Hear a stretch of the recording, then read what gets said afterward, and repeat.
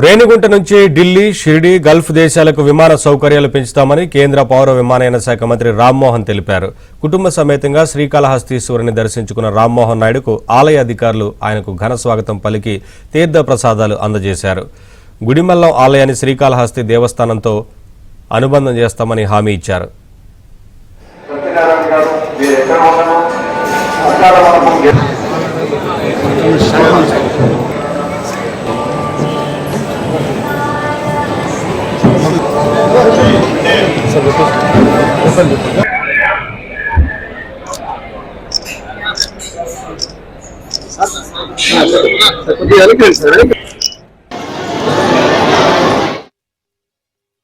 క్షేత్రాలు ఏవైతే ఉన్నాయో ఒక దివ్యమైనటువంటి ఆలోచనతో భక్తులందరూ కూడా ఇక్కడికి రావడం, పర్యాటకంగా గానీ ఆధ్యాత్మికంగా గానీ ఒక ప్రముఖ కేంద్రంగా మన తిరుపతి సరౌండింగ్ ఇదంతా కూడా జరిగింది.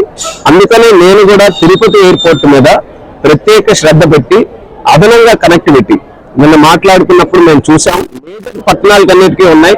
నేను వచ్చిన తర్వాత ఢిల్లీకి కూడా డైరెక్ట్ ఫ్లైట్ కూడా వేయించడం జరిగింది.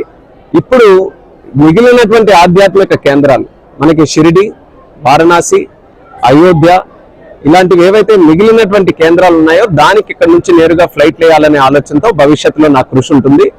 దానికి మించి ముఖ్యంగా ఇక్కడ చాలా మంది కార్మికులు ఉన్నారు, గల్ఫ్ ఏరియాలో పనిచేస్తున్నారు. సో ఇంటర్నేషనల్ ఫ్లైట్ కూడా వాళ్ళందరూ కూడా కోరుకుంటున్నారు. దాని మీద కూడా ప్రత్యేకంగా దృష్టి పెట్టి as early as possible Tirupati airport నుంచి ఇంటర్నేషనల్ ఆపరేషన్స్ కూడా స్టార్ట్ చేయాలని దాని మీద కూడా నేను